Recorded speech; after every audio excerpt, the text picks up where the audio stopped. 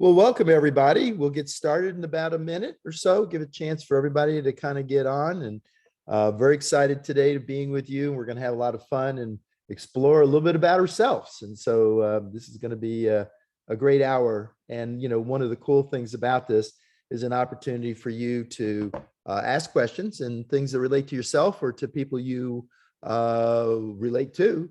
And also it's a great opportunity for you to bring like-minded people that are looking for an opportunity to explore themselves and explore why they think the way they do and why they do the things they do. And, we're going to spend a lot of time on that today. So, okay. So as I always like to start off, and I like to explain what a forum is. I facilitate this forum, and as you know, I have a great proclivity to working on consciousness. I think it's actually the part of us that's probably more important than anything else at building health and well-being into our lives. And very excited about this exploration. I do it first to help myself understand the world, and then to help others as well. And so the idea I talk about a lot is internal stability and external equilibrium. The ability, lots of stuff happen in the world. All we have to do is look back at the last month or so, what's happening in the chaotic nature of what's going on in the world. And, how we respond to that will determine,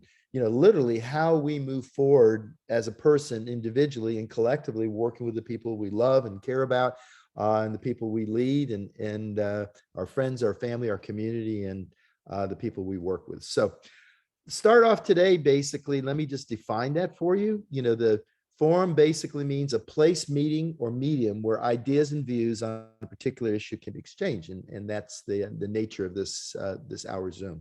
So today we're going to talk about getting to know yourself and why we act the way we do. It's a curious thing. Do you ever wonder why your day's going so well and all of a sudden you just get sideways and you don't even know what happened? And so we're going to talk a little bit about that, how we're designed and how we show up, and what we can do to maybe help us respond in a way that will move our world to more of thriving and less stress and eustress versus distress. So with that, consciousness basically refers to the state of being aware of one's thoughts and feelings. The more we're self-aware, the more we can consciously influence our thoughts and feelings and respond in a resourceful way to help others.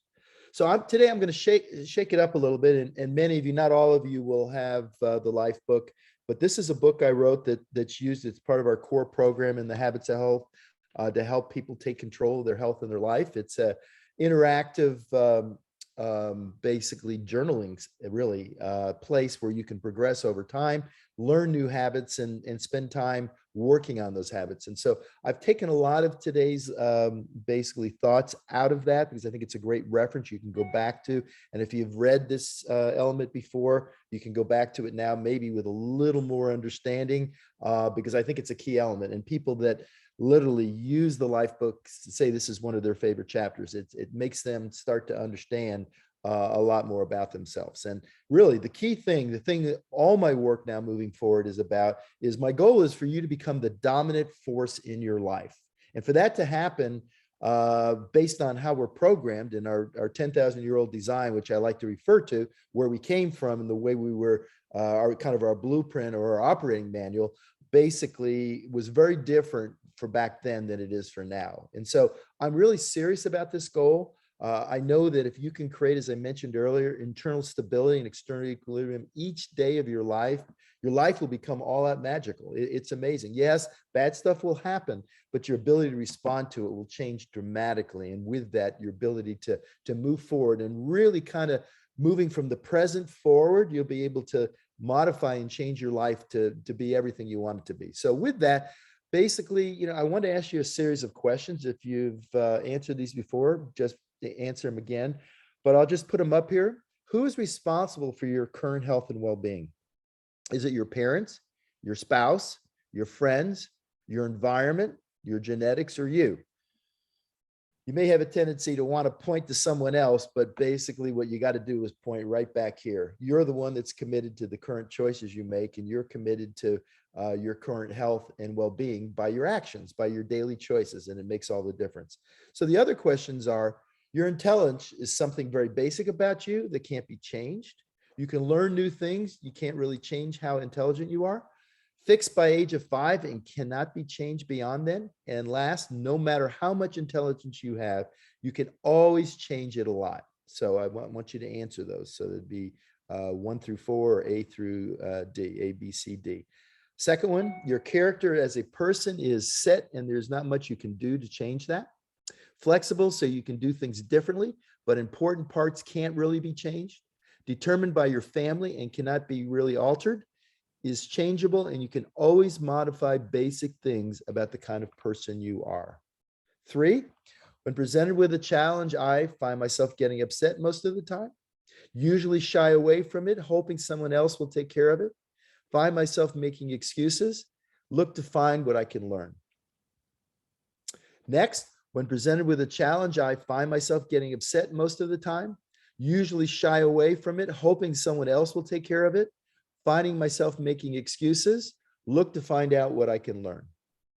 When I'm in an argument, I find it important to be right above everything else. Find myself quick to point the blame, feel sorry for myself, seek to understand what the other person is saying. And when something bad happens in the world, we can certainly, basically identify with that right now. Find myself focusing on whose fault it was. Find wondering why the world is not different. Find myself blaming people with other beliefs. Seek to understand what can be done to learn from it. When I find myself overeating, I blame it on someone else. I blame it on something else. I blame it on myself, or I look to understand why. And when I find myself getting upset because someone makes me look stupid, I find myself unable to think straight, look to blame it on someone else, feel very angry, or realize only I can upset myself. So as we look at those and understand, basically the correct answer to all of those is D, or 4. And so, as you go through those and listen, there's some times when you think, well, that's your ego speaking. And what we know, and we've basically incorporated this concept of above or below the line. And it simply means at any given time, responding to any stimulus will either be open, curious, and want to grow, or will be closed, defensive, and want to be right. And basically, nobody will be above the line all the time, and no one will be below the line all the time. The point is to really not necessarily whether you're there, but recognize that you're there, that you're below the line. And recognizing that allows you to make a change. And the whole idea of conscious leadership and consciousness is to be able to identify, be fully aware and present, and be able to modify. Now, the question I get asked a lot, is it normal to go below the line? Hell yes, it's normal to go below the line. That's how we were designed. 10,000 years ago, our world was full of all kinds of threats: saber-toothed tigers, poisonous insects, things that could eat us, kill us, all kinds of things could happen that were bad. And as a result, your brain is designed moving from the brainstem up through the limbic system up to the cortex. The prefrontal cortex is the thinking part of our brain.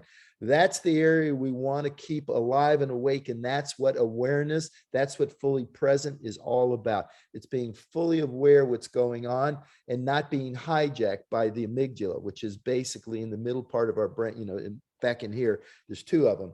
And what they do is they're neural tripwires, and they were designed so 10,000 years ago, when something bad happened, you would respond to it. I like to use the analogy of a snake. A rattlesnake is rattling. If we used our prefrontal cortex then and we were curious and looked at it and said, wow, what is that thing rattling? And we looked at the coloration of it and the variations in the color of the skin of the snake or scales of the snake, we would be dead. So we didn't even really see the snake. Our body responded so rapidly, went right from the visual into the limbic area, and boom, we jumped, we ran, we froze, we fainted, whatever we thought was most appropriate. And that served us very well. So that stimulus response was key for us 10,000 years ago. Well, basically today, it's very different. Most of the threats are perceived threats. They're thoughts we're having inside, and we're going to discuss that. So there's consciousness of our outside world. It's being fully conscious. And Sometimes when you're driving your car home, you'll get all the way to the garage and you've been on the phone or you're thinking about something, something's got you concerned. You'll get all the way home and you'll look and say, wow, I'm home. I didn't even realize it, right? Or you'd be on a conversation. It's because you're so aware of something else, either your thoughts, your feelings, or if you're talking, that you're not even aware and you're operating at a subconscious level, at a lower conscious level, where you're actually driving the car automatically and not thinking about it. So basically, one of the key things about being present and fully aware is when we can quiet that inner voice, that inner mind, that mind that's creating all these scenarios of bad things that can happen to us, or threats that we have. Bottom line is, if we're fully aware, we're really enjoying and we're more fully present and we're not filtering nature. We're more present for conversations and all the things that are important. But on the other side, basically conscious of our inner world is really critical, because events, people, something happens. And what happens is it comes into us, and our emotions and feelings come from our ego, and our ego wants to protect us. It doesn't want us to be threatened. It wants to make the world a certain way, the way we want it to be. So we kind of create that inner reality, which is basically almost always reactive. And as a result of that, it creates these feelings inside. And what we do is we go into the drama triangle, and we're going to talk more about that. The drama triangle is where 95% of people spend 98% of their time. And so what in essence they do, they either repress those emotions or they project them out. So, Sally, you said hi to her and you were at work and she went by and she didn't say anything. She may not have heard you. That may have been the reality, or probably was the reality. But in a moment or two, you're saying, how dare her not think about me? And pretty soon you're consumed with that, and you either may project and go to her desk and say, Sally, why didn't you say hi to me? And now you're getting into her stuff, and now you got the drama triangle going on, right? Or you repress it and say, you know what? And pretty soon you're really upset with Sally, and she may have done nothing. So really important to understand the difference between our thoughts and what we make up inside versus the reality of what's really happening. So that's what we call the drama triangle. The drama triangle is a state that most people find themselves in, where someone's the victim, someone's the hero, and someone's the villain. If you're the victim, it's not fair. Something happened to you. Somebody cut you off in traffic and it's not fair. Or you didn't get the raise and someone else got the raise. And something's being done to you. By the way, as soon as you give up responsibility and blame it on somebody else, what happens? If you're the victim, you lose all power, you lose all control. So it's so critical not to do that. Second is the villain. Who's at fault? Someone's got to be blamed for this. I either blame someone else or I blame myself. And the third is, I don't like dealing with stress. I'm going to be the hero and come here and save the day. I'm going to do it for them so they're not stressed out, and then I'm not stressed out. So what we do is we enable people, we enable victims, and we rotate throughout these over time.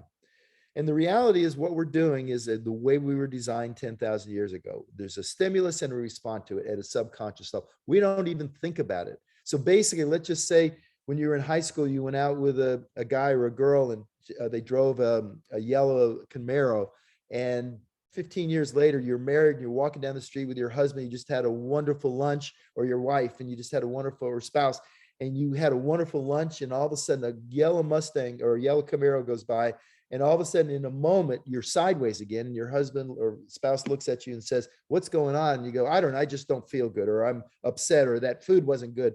And all of a sudden everything changes, because we let the ego and those thoughts and feelings churn inside us in this triangle.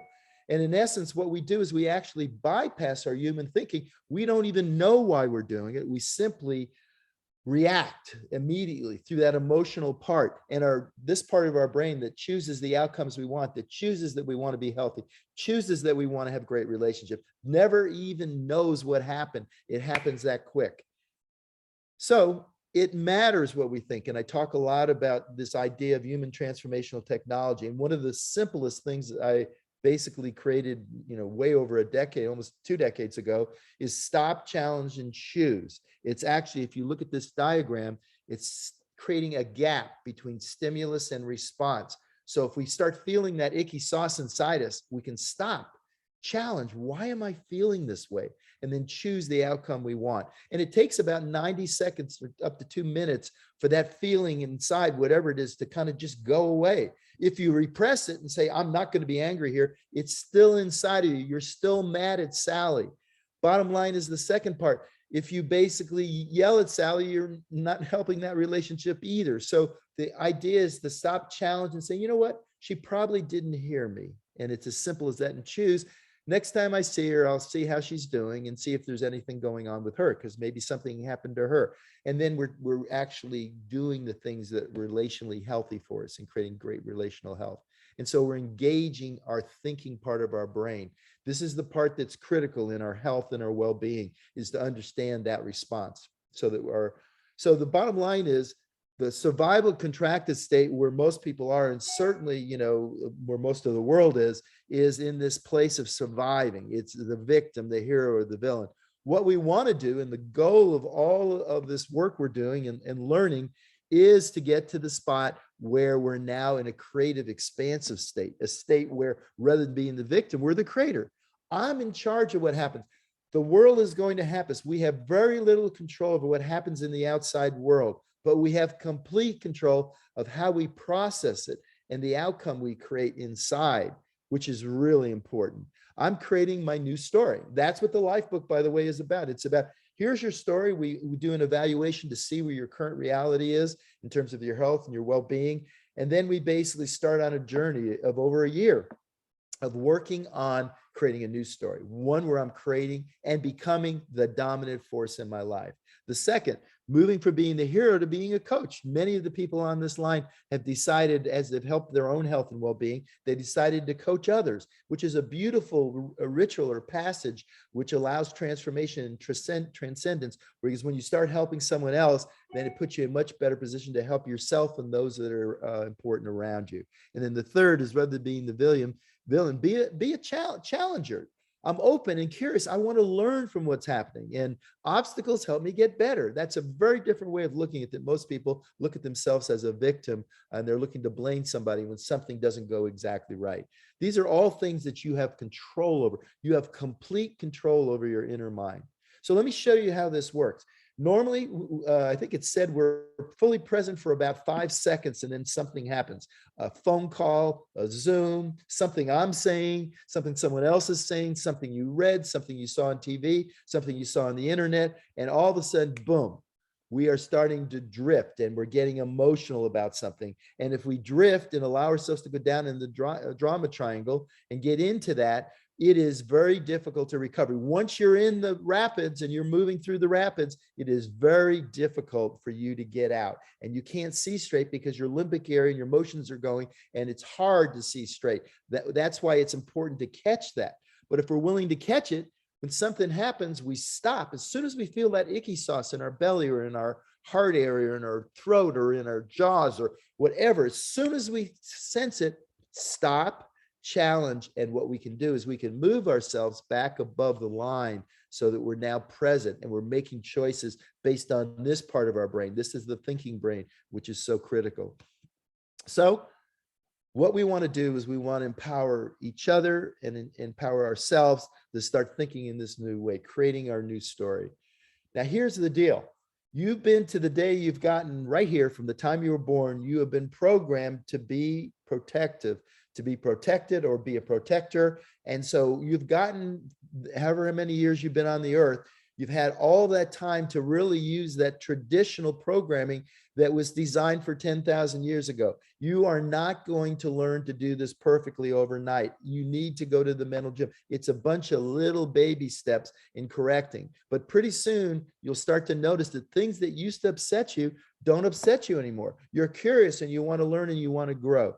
So it's key to understand how this works. Your journey moving forward and the journey that we're on together is about helping people start to understand why we think and behave the way we do. So you are not your thoughts, you are not your emotions, and you certainly aren't the forms around you. As I look at this computer screen, I know very well I'm not the screen.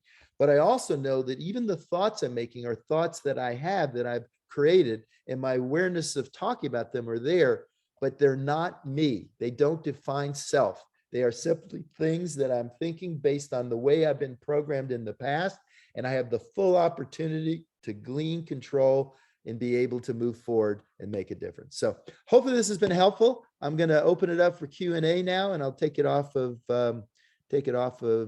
share. Rach, we got some people asking questions.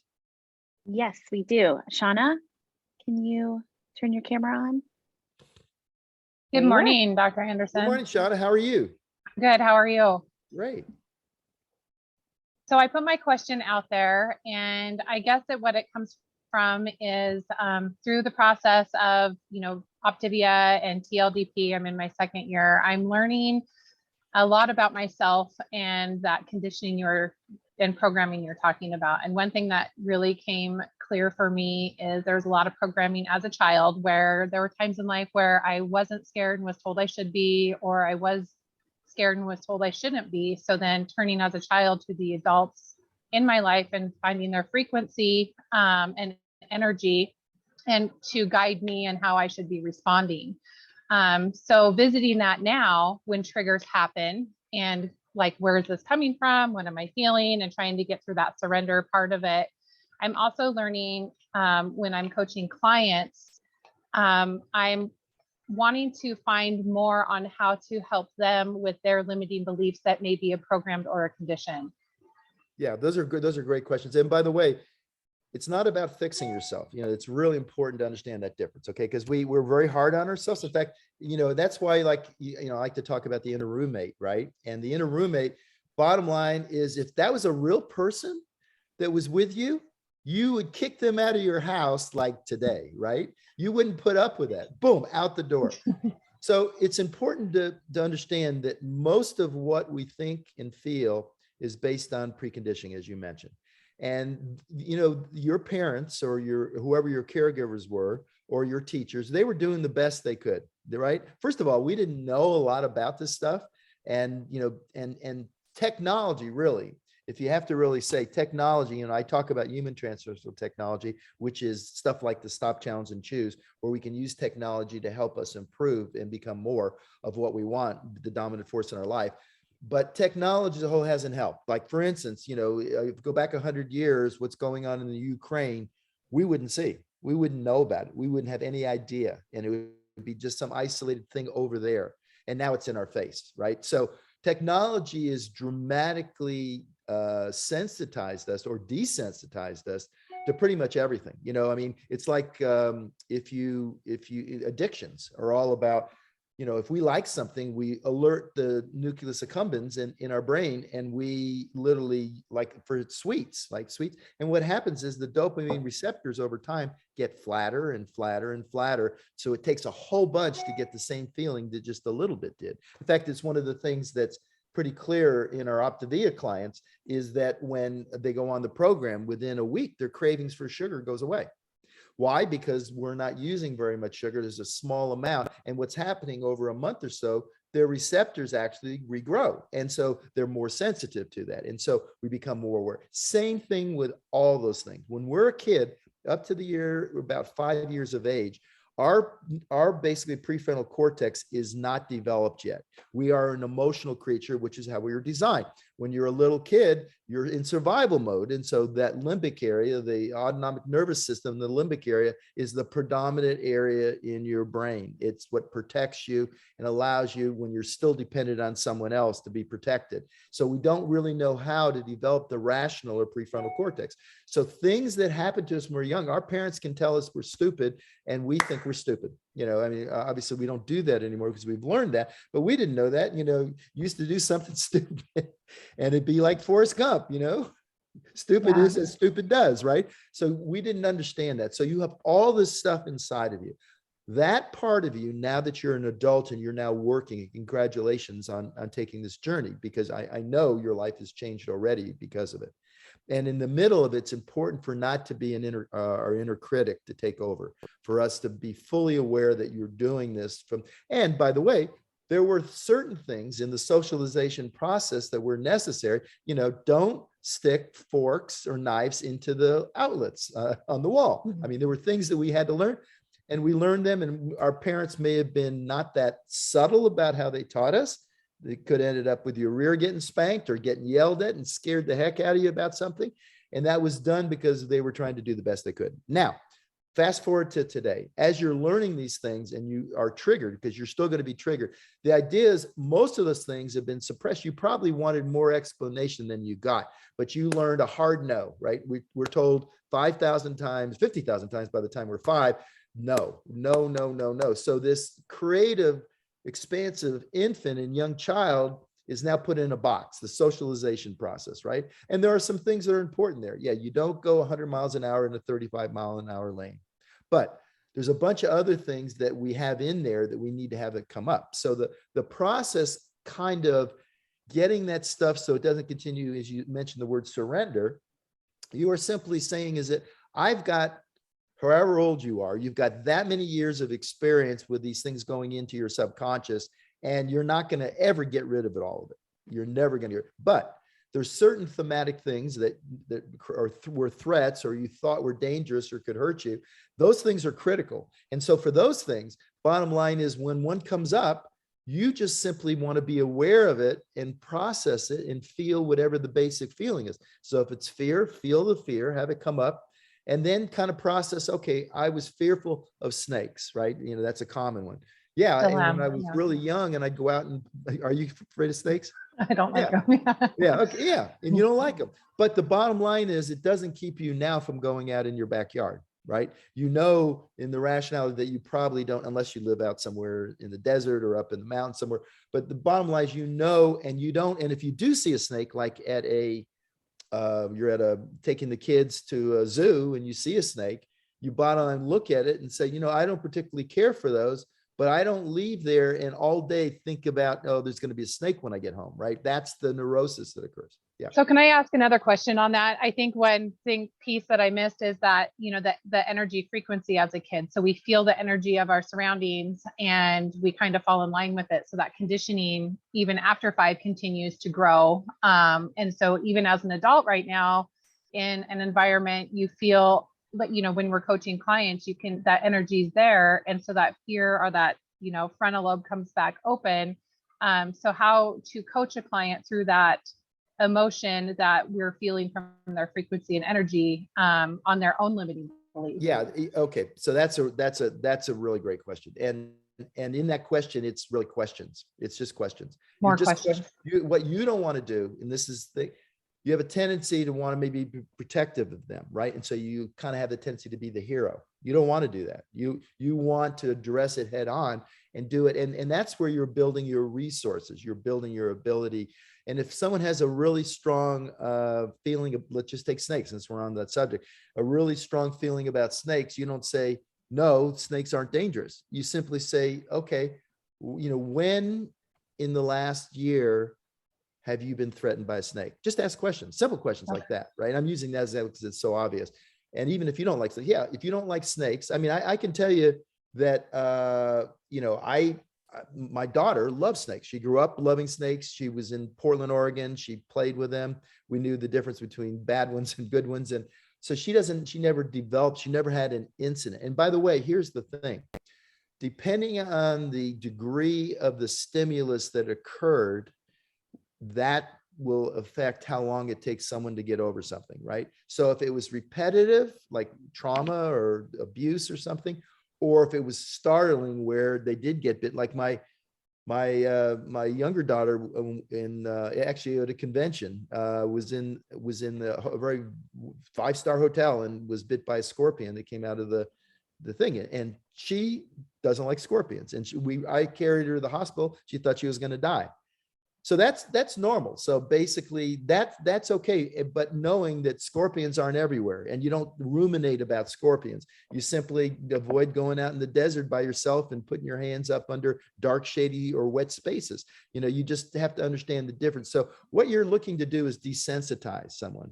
And that's really important. And how that happens is them become aware and see a snake on TV or somewhere where they just actually see it. And they see that it's not creating any danger and it starts to lower.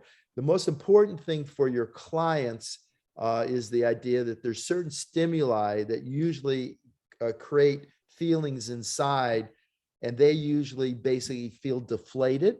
And so they try to make up by stimulating their nucleus accumbens, whether it's getting on the internet or eating chocolate or whatever it is, they're looking to self-soothe themselves. And what you're looking to do is open them up so they can actually address that and understand. And what happens is they're like these things that are inside us are like coiled springs. And if we repress them, continue to repress them, they stay there and they'll repeat and actually get worse. And that's where neurosis has come from. But the bottom line is when they have that feeling, to be able to talk to you, just talk through it and release to it, it'll start to have its effect on them. So just keep practicing the questions. Yeah. Even if it's hard and it's, Well, they're not really open. Like let's say it's a snake, and the next time you talk to them, you haven't talked to them in a few weeks, say, well, how you doing with snakes? No, you don't do that. No, right. Basically starting a regular conversation, and you see if they go to you, oh yeah, I'm still having problems with snakes. Let's talk about it. What is, because here's the thing, what we're looking at is reality. External reality is filtered by our thoughts, feelings, and our subconscious. And so it's being comparative reality. So what we're trying to do is decouple and create a new reality. One of my good friends, Robert Fritz, who I wrote Identity with, used to say reality is an acquired taste. It is, but the more you can really look at things from reality or being fully present without filtering it, and that's what you're actually doing. You're not fixing them. You're not having them so they're not scared of snakes. You're simply allowing them to move beyond so that doesn't become a recurrent cognitive emotive loop that derails them continuously. Thank you so much. Is that helpful? So helpful. Thank you. Awesome. I appreciate it. Great. Yeah, good. Awesome. Who's next? All right, next up we have Craig. Hi, Craig. Where's Craig? Craig's here. I don't see. Oh, there you are. Hey, buddy. Hey. What's up? All right, let me adjust my camera here real quick. Can you see that? Yeah. All right. So Like superheroes.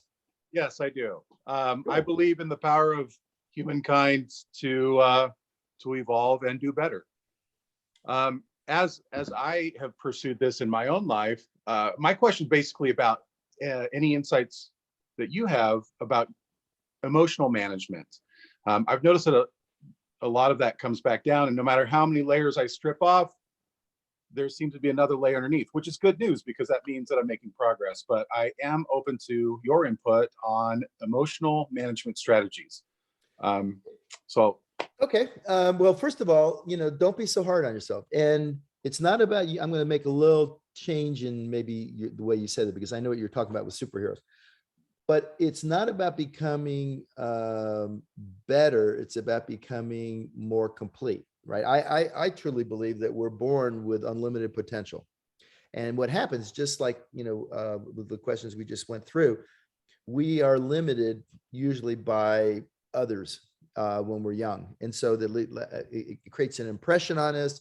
We start having a deflated self, or some people actually have an inflated self. They actually are exaggerated self. And what we're looking for is balance, knowing there's always going to be good and bad. But the bottom line is, as we become more conscious, I would say, rather than peeling off layers, you're advancing yourself. You're now more, a goldfish lives its whole life in water and doesn't even know it, right? We live our whole life, and most people, by the time they're 14, they think they've developed all the skills they need for the rest of their life. And so they kind of stay in, this is the way the life is. And those are the people that are stuck, listening to the 50s music or 60s music, or, wearing the same clothes they did 20 years ago, and they're not open, curious, and want to grow. So I think really important to really look at our orientation. It's not about fixing or discovering how messed up we are. We're all messed up, and it's basically about going fishing. You're fishing for that big fish, and the big fish usually is your ego. It's some part of your ego that's interpreted the world differently, and now the world needs to be that way. And when the world is that way, according to your ego, it's got to comply to that, right? We don't know what's going on in the Ukraine. We have indications, but we don't know. And so what ends up happening is it's colorized by whoever the commentator is, right? What their beliefs are, what their thoughts are. And depending on which channel you go on, you're going to get very big contrast in what actually is going on. So our biggest gift we can give ourselves in building internal stability is to be open, curious, and want to grow. As long as you stay in that state. I mean, I love, I have to tell you that I think some of the best, I don't watch TV, but I do like to occasionally watch a movie. in the evening to relax. And I love the superhero movies. I think they're some of the best movies. They're great. And I'm open, curious, and want to learn from them, right? And you can learn from them. You can learn the messages and the underlying themes. And usually it comes down to what we value, right? And the superheroes, the one thing they have is they have high values. They apply whatever they value most at the top of the list, and they stay true to those. So everything in life is a choice. So if you have a high value, a very principle-based high value, something you really value a lot, it will take precedent over something you don't value as much, right? And as long as we have that hierarchy and we make the choices based on what we value most, we'll continue to progress and grow.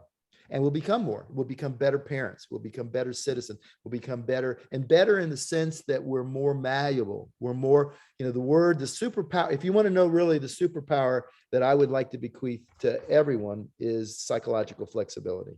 That is the most powerful. If you become psychologically flexible and you're able to take in whatever the world gives and be able to create that calm. And I like to use the analogy of like water on a duck's back. Whatever happens, you can let that water just roll off you. Then you're in a place where you can fully engage the rational part, the brilliant part of your brain that will make the decision. We know we need to eat better. We know we need to exercise. We know we need to be less stressed. We know we need to get out in nature. We know we need to sleep. We know all these things intellectually. But because of the processing that occurs in the limbic part of our brain, the amygdala, it short circuits us, and our ego is having us do stuff and respond to stuff that just isn't true. And, I like to talk about the inner roommate is basically 99% full of crap. It is makes up stuff about everything, and most of it isn't true. But yet the next morning you get up and you're listening to your inner voice again. Just absolutely derailed you, told you all the right information, wrong information on something. And then basically the next morning you get up and you're listening to it again, So that's really the job, the work, the inner work, the real deep work is building emotional stability, literacy, and agility, being able to respond, process whatever comes in, really look at it as your thoughts and your feelings, look at those just like you look at it at a coffee table, as you look back at your superheroes, and process it from that way. Make sense? It does. What I hear you saying is there's no tropical island where these problems don't exist. So it really is up to us to mature and learn how to handle it in the moment in a more mature way by understanding ourselves and letting a lot of it go and just realizing that it's actually used a great analogy. Yes, used a great analogy. Listen, I spent a lot of time sailing and in the islands, right? And I go to the out islands. I love them because in their beauty, the reefs aren't spoiled. There's tropical fish. You can catch your food and pick what you want and spear a grouper or catch a lobster. You can sit in the beautiful, tranquil water. But I can tell you, and I always have this thought, this is beautiful. Yeah, because I'm there on an ultra modern boat. I have air conditioning. I have all the water I want, and I have all the supplies and condiments and everything to enjoy it. If I was there on that island, this beautiful escape, the dream fantasy 100 years ago, or stranded in the middle of the Pacific or somewhere where I had to, and I actually had, drank coconut milk, right? Which is really basically was the source of water for like Tom Hanks, right? On Castaway, right? It's fantasy. It's fantasy. Reality, our lives are intrinsically unstable. If we think we're supposed to be a certain way, we are going to be sorely, sorely unhappy for most of our life. That's why external measures, whether it's wealth, fame, or looks, if you're basing your life on your looks, you are going to be sorely disappointed in the second half of your life, right? So the whole point is, it's inside what determines what will bring fulfillment and internal stability. Cool. Great talking to you. All right, you're welcome, Craig. All right, who else we got? All right, we have Dawn. You're next. Hey, Dawn. Hi, thanks so much. And I just want to say you've changed my life, this whole program, all of it. So thank you. And what I'm discovering listening to these other questions, they're actually very closely related to what my original question was. And so I have some answers. But I've been able to very effectively apply this to myself, coming up above the line, getting out of the drama triangle based off of excellent questions from my mentors. They really knew how to dig deep and peel back some of those layers and quite honestly bring me to tears to kind of come to the end of myself to unbecome so I can become. I'm finding that I'm really struggling with people that I have longer term relationships with who are also now clients to help them. And I don't know what that's about, but I have a harder time people that I know deeply and intimately knowing what questions to really ask them to help them come out of admitted spaces of, hey, I know I'm below the line. I don't like that this happened, and I'm going to just retreat to my bubble because that's where I'm safe and want to stay. And that's what I have a couple of people saying. And any advice? Yeah, well, you have to have a desire. There has to be desire to grow. And the best way, well, first of all, that's one of what we're talking about, the language we're using here, the things, stop, challenge, and choose, above the line, understanding our thoughts are not who we are, your inner roommate. Those are all conceptual things that most people don't know. Most people are being driven and controlled by their ego. You got to know that. And that's because that's our normal design. That's our default. So, that's just the way we came out of the box. And it was reinforced during our life by other people because, there's a negative bias. And with that negative bias, what ends up happening is most people will share 33 people as a whole will share something negative. Only 3 people will share something positive. So there is a negative bias to get in that triangle, be down in the triangle. So that's where they've lived. And you've been on a journey. How long have you been working on this, would you say? Just about 3 years. 3 years. Okay. So if you, let's just say you were, well, I'm not going to say you, but let's just say you were 50 pounds overweight 3 years ago. You went on the program, you learned the habits of health. You're now using all 6 macro habits, and you've now gotten down to a healthy weight. And now you've learned the 6 macro habits. You're practicing all of them, right? 3 years, if you took a telescope and looked back to you 3 years ago before you started, you were just like they were. Yeah, absolutely. Okay. So Yes. Here's the thing.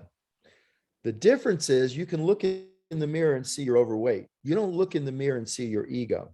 Your ego is in charge, and it's designed to be in charge. And so every old excuse in the world will do. So until they become aware and it is in their best interest, and they now see why it's important, they aren't going to change. It's easier to stay in our comforts. I always like to say, get your blankie and suck your thumb, right? And it's easy. It's easy. It's the comfortable part. There's some days when, listen, someone will say something to me and I would like to just take out my scalpel and rearrange and take out their limbic area of their brain because they're so inappropriate. But I realize that all you do is if you interact with them in a reactive way, you're not helping, you're actually adding fuel to that drama triangle. So what I always do is just ask curious questions. And again, the orientation that you have, be open, curious, and want to grow. So, if you, especially the people you're close to, because you got to remember something, you interacted before this time in the same way. You were in the drama triangle together. You were talking about how Will Smith, went up there and cold cocked Chris, right? And you were, that's just how we are. We're humans. We're humans. As you become a leader and you're helping lead yourself and others, it requires you to have the resources, the discipline, the time in order to spend the time to work on it and to do it in a way where you're helping them become self-aware. The progression to higher consciousness starts with self-awareness. The person needs to be aware that their current behavior or their current thinking or their current feelings are not serving them and they want to do something about it. Until that point, that's why I start with stop, challenge, and choose. Because we all know that the easy way is one of the quickest ways we self-soothe ourselves is with food, right? And certainly as we start people and help them start losing weight and starting to gain health, what we do is they deal with food. And food is so prevalent. 10,000 years ago, the reason why we would eat a whole berry bush and why we have 40 billion fat cells is because energy dense food was very rare back then. You have a 100% chance of bagging something to eat when you go open your refrigerator. 10,000 years ago, it wasn't so.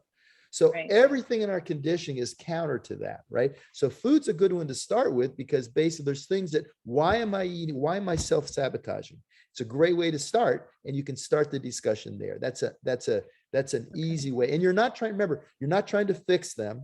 You're trying to help them be able to fulfill the things that are important to them. Becoming the dominant person in your life, dominant force in your life, requires us to be able to handle things when everything isn't perfect. Yeah, every 2 times a day, a broken clock is correct, right?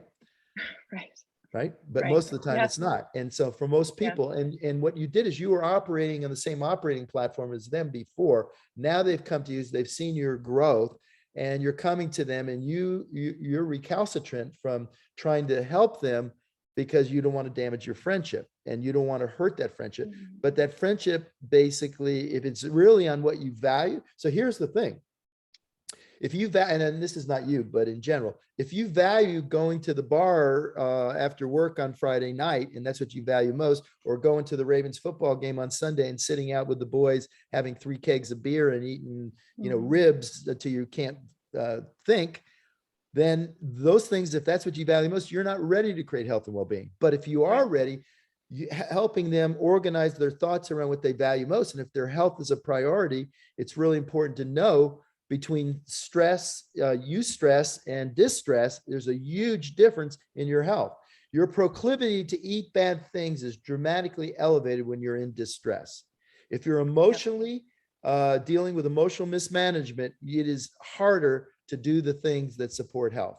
And so that's really what your journey is. Your journey is through questions, having them come to the realization. Remember, that ego is standing front and center at their front door, not wanting you to come into those spaces with them. And so their normal thing is, it's easy to just say, oh, right now, I'm not going to, I'm going to do the 5 and 1, but I'm not really going to work on that. The reality is, stop, challenge, and choose can help everybody. I can't tell you how many parents have told me it's dramatically altered their relationship with their kids. It alters our relationship with everything. Just creating that, that's why I wanted to go back to that today and revisit that, because basically creating a gap between stimulus and response, which occurs at the subconscious level, is most of the reason why we're in the pickle we are in most of the areas of our life. So is that helpful? It is. Thanks so much. I just need to fine tune the skill set of questions. Yeah, and actually, it comes the best question is the question that came out of the work on upset technology, right? Is what happened, what's missing, what's next, Yeah. And Perfect. then for you, that's what you're doing is you're actually re-engaging their prefrontal cortex. You're actually taking it away. You're not adding any fuel to the limbic area. You're putting it in the prefrontal cortex and having them start to think about it. And something that really bothered someone today, tomorrow they've forgotten about it, right? So that really lets you know that a lot of that emotional stuff is just our voice and our inner roommate messing with us. Wonderful. Thank you so much. You're welcome. You're welcome. Okay, who's next? All right, we have Lisa up next. There you are. Hey, Dr. Lee. Anderson, How are you? thank you so much for doing all of these questions. They've been great and kind of have, answered mine a little bit. And I'm very thankful for this program. And my son lost 150 pounds at 21 years old, so probably changed his life forever. But my question is around hero coaching and actually having a comfort level with that. And but also it's, a draining type thing. So just tips on getting out of that. I think it revolves around my full-time profession as a nurse. So I wanted to just kind of, hear some thoughts on what you thought about that. Yeah, I think you've already know the answer. Actually, it sounds like it. But the bottom line is, you have great empathy. You went into nursing to help people. People that are in the hospital or in the care usually have something wrong with them. You know how to take care of that. And so the relationship is that's something you value. You want to help them. The journey to health, see, it's, and I went through the same thing. I literally would stay at the bedside, sometimes not go home to my family. for a couple of days. Sometimes if I had a critically ill patient and I needed to be there, I mean, obviously I trained the nurses, they were really great, but some things required, my level of training to keep them alive. And so I understand that. I also understand in that there was a good feeling inside that I was helping a human live. That is a up one, down one. I'm using my skills. You're using your skill as a nurse to convey something and give them something that they really need that you can give that they don't understand or how to do. In this, it is very, very different. This is about awakening someone. That's why this conscious work is so important, to be able to make the decision that they want to do it for themselves. We're not for everybody. We're for those that raise their hand and say, I want to be healthier and I want to have greater well-being.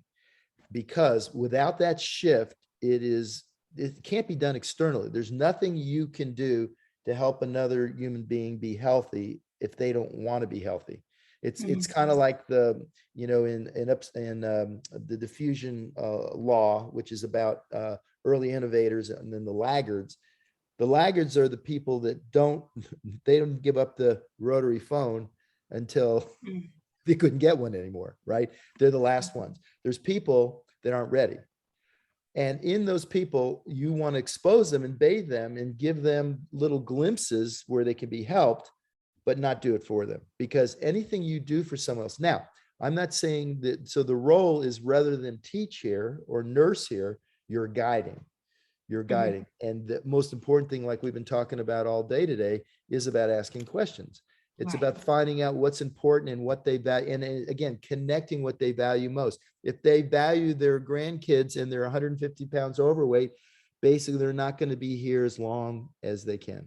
And just the reality of it, they're gonna go to the next world sooner than they would want to. So in something like that, you build the desire, you awaken them to the possibilities if they don't make a choice, that their chances of living as long aren't as great, not in a threatening way, but just in a reality. And then and I wouldn't even say it in that way. I would say it in the way that you want to be here for your grandkids, to see them go to college, don't you? Don't you want to see them raise their family and be there and then have your great grandkids? And so whatever they value, that's what you want to focus on and have them take ownership. Remember, commitment is what the results you get. It's not something I'm committed to do it. If you're 50 pounds overweight, you're committed to being 50 pounds overweight. If you're committed to going in the drama triangle every time something happens in your family, then that's what you're committed to. And so your role is to awaken them and help them. And if you really do care and you're empathetic and compassionate, bottom line, you don't want to be too compassionate. You want to be in the middle, right? There's a if someone is dying, I can tell you that in my training, I had to work in the pediatric oncology unit during my training, and I could never do that. It just broke my heart. And, some people, at that time, maybe I could do it now, maybe because I've grown and I'm much more conscious, but there's certain things that you have to understand. If you really care about them and that's what you do, you are wanting to empower them. We want to empower them to take control of their own health and well-being and to be their guide, to support them, be their cheerleader or their drill sergeant, whatever they need, but do it in a way that's supporting what they need, not what we want. And so our response is that you're helping. If you have them, by the way, if you observe that you've helped improve them and they're getting better, that is your feedback mechanism that you're doing your best and you're adding great value to them. Not that you're going and running across town to give them their fuelings because they ran out of something. Yeah. Okay. So does that make sense? Because you're in the drama triangle, even though you think you're being a good hero down there, you don't want to address the reality of what they really need. And that, if you look down there, you're a coach. Coach guides them to be able to do more for themselves and to look at life differently and be open, curious, and want to grow. Cool. Okay. Awesome. We got room for one more question. All right, we have Elizabeth. She Hey, is ready. Elizabeth, how are you? Hey, Dr. A, I'm doing fantastic. How are you? Gosh, we've come a long way from 75 people at the Yacht Club in Annapolis, Super Saturday. Yeah, there you go. My first ever event. My question is this. Would you talk just briefly about practice makes permanent and why it is that we can sometimes really be making progress and then we just cycle back to those habits again? Yeah. Yeah, I mean, you know, and the things that come to mind is if you fire it together, it wires together, right? And versus, and you got to name it to tame it. I mean, those are two little cute little things that I love because your brain and the way our habits don't go away. They just you just don't use them anymore. And so the key part is if we've had something we've done a certain way and now we break that, and for whatever reason there's something that triggers us, something that is still we're working on, kind of like I talked about with early on in the call. If there's something you're working on, you just have to keep going back to it until you've removed it. So you've got stuff inside that for whatever reason some things trigger it, and you haven't either figured it out yet or you haven't fully released it. And one thing I didn't talk a lot about in the earlier question about energy when we're kids is our energy. If there's energy inside of you that's been repressed and coiled in there, that was painful, you've got to, when it comes up, it has to be addressed. You have to go through it. If you don't go through it, then basically it's going to come back. And so those are the kind of things, especially if they're traumatic, that come back and come back. So the idea is, though, when something does happen and we're human, we're not perfect. And so no one's going to be perfect. But if you have spent the time and you've studied this, when one of those things happens, you now know, okay, and you look back at it, you know what the trigger was. Then you say, okay, how can I let this bubble up in a healthy way so that I get this, move beyond this? And then the second part is how to ingrain through neuroplasticity, firing these new pathways that build and wire strong neural pathways and neuroplasticity so that I can stay in this new state and be able to release it. And that's really it. And it's the most important thing, just like you would with your clients, is don't beat yourself up. Stop deflating ourselves and realize that, life is life and it's going to happen. And some things we're more sensitive to. It's just like an alcoholic, an alcoholic, the farther out they get in abstinence, the easier it is not to drink. But if they drink, it's so easy to take that second drink, right? They're there. The idea is that you're not fixing them. You're simply discarding them as not being what you choose. So the idea is for your prefrontal cortex to be in charge. And so that's why this work on Stop, Challenge, and Choose is so critical. When we make mistakes, those guys on Murderers Row, right, that did the horrific crimes, there was a moment of lucidity before they actually enacted that where they could have stopped, but they didn't have the discipline. They didn't have the Stop, Challenge, and Choose. They didn't have that moment where they could take it back, refocus and the consequences of it. And they did something based on emotion versus on logic. And that's really it. And when it does happen, don't say, oh, see, I can't do this. No, you can do it. You've just done it for 90 days in a row or done it for 6 hours in a row, whatever it is. You can do it. And you can do it the way you want, the one that supports your health and well-being more than the more it becomes compelling to you that that's what you want. Right. Make sense? Yes, absolutely. Thank you so much. You're so great to see you. Good to see you. See you in Dallas. All right. So that's it, guys. That's an hour. That's all we got. Hopefully this was helpful. Please respond in the chat if there's other things you'd like me to talk about. If there's areas, anything I can do to help and more resources. We're here to help change the world and help you take control to build in and become the dominant force in your own life. God bless. See you guys. Bye.